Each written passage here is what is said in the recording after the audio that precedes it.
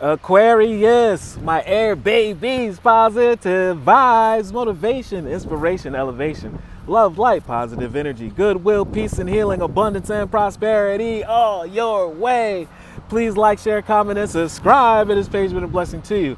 Check out my LinkTree. Link is in the bio. I do have some special treats there for you. Your word of the day is transformation, confirmation.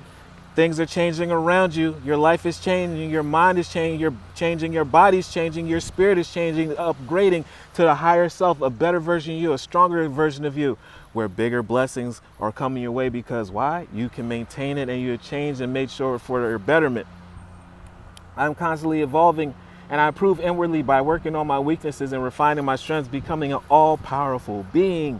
Life ensures me that I'm presented with situations that help me learn and grow, and I'm aware of my progress and I open my wings up to light. Just because you're born with a weakness or you come across a weakness doesn't mean you cannot change it. You can. That's why you're all-powerful being and you become so successful. Love one another. Be kind to one another. Love yourself. I love you too.